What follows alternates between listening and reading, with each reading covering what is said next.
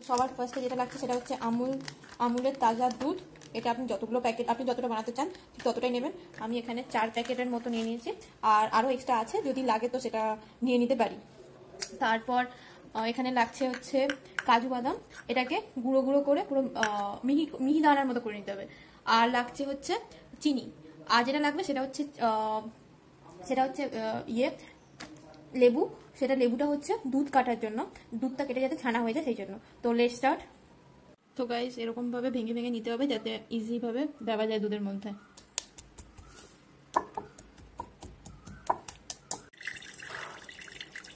তো যেহেতু এটা বড়, মানে অনেকগুলো দুধ লাগবে, তো সেই জন্য একটু বড় জায়গা নিলে এটা ভালো হবে। তো তাই জন্য আমি হাঁড়ি নিয়েছি, বড় হাঁড়ি, যেটাতে খুব ইজি ভাবে দুধ এঁটে যাবে।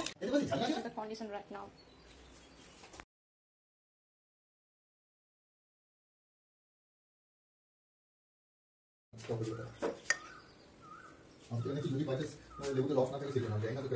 সমস্ত লেবুর রস বের করে একটা কাপের মধ্যে রেখে দিতে হবে যাতে দেওয়ার সময় সুবিধা হয়। আর দুধটা উঠতে গেলেই ওটা অফ করে দিতে হবে। এটার জন্য আমাদের ঘি লাগবে, যতটা পরিমাণ লাগবে।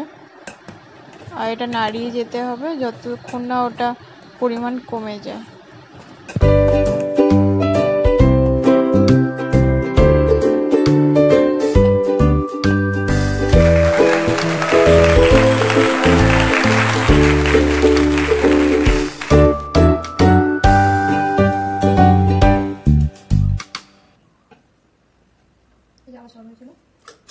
এইভাবে দুধের সরগুলোকে আলাদা করে রাখতে হবে যাতে পরে এটা কাজে লাগে।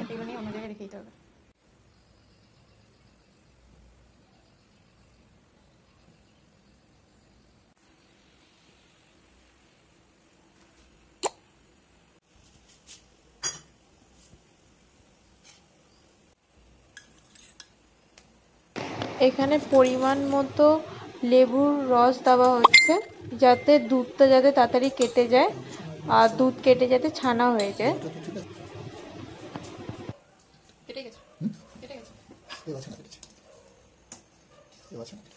এবার তোমাকে ওই ইয়েটা চালাতে হবে। হ্যাঁ, তো এই আলাদটা ভালো হলে ভালো ছিল, কিন্তু আলাদটা গন্ধ বেশি। এখানে ছানা কাটা কমপ্লিট, লেবু দিয়ে ছানা কাটা হয়ে গেছে। এখন এটা শুধু জলটা শুকাতে হবে। এখানে পরিমাণ মতো চিনি নেওয়া হলো যাতে মিষ্টি পরিপূর্ণভাবে হয়। থালাতে আগের থেকে একটুখানি তেল লাগিয়ে রাখলাম যাতে মিষ্টিটা লাগালে ওখানে যাতে অনেকটাই জল সুবিধা হয়ে গেছে। ছানাটা মোটামুটি কেটে গেছে, শুধু জলটা কাটা বাকি আছে অল্প একটু।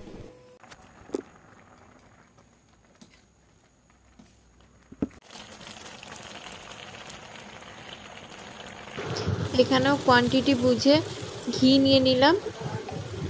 মোটামুটি জলটা শুকাতেই যাচ্ছে, তো তার আগে একটু ঘি দিয়ে দিতে হবে। ঘরের পাতা ঘি দিলেও হয়, এমনি নর্মাল কিনে আনা ঘি দিলেও হবে। এখন একটু বাদাম খোয়া একটুখানি দিয়ে দিলাম যাতে টেস্টটা বাড়ে। মোটামুটি ধরেই এসছে, পুরো জলও শুকিয়ে গেছে। এরপর আমরা থালাতে এটা পুরো নর্মালভাবে পেতে দেবো যাতে এটা ওঠাতে সুবিধা হয়। আগের থেকে অলরেডি তেল বা ঘি মাখিয়ে রাখা হয় যাতে ওটা ওঠানোর সময় ঠিকঠাকভাবে উঠে যায়। আমরা বানালাম মিষ্টি, যেটা ফার্স্ট টাইম বানালাম ঘরে। আমি ফার্স্ট টাইম 2 প্লেট মিষ্টি বানালাম। তো এটা এখন আমি খাই, অবশ্যই অনেকদিন এতটা মিষ্টি খাইনি, মানে জাস্ট লকডাউনের পর থেকে। তো বাড়িতে বসে ইজিলি এইভাবে আপনারা মিষ্টি বানাতে পারেন। এই রেসিপিটা যদি আপনাদের ভালো লেগে থাকেন লাইক, শেয়ার আর নিচে সাবস্ক্রাইব বাটনটা আছে সেটা ক্লিক করবেন, আর বেল আইকনটাও ক্লিক করবেন যাতে পরের ভিডিওটা আসলে আপনি তাড়াতাড়ি দেখতে পারেন। Thank you.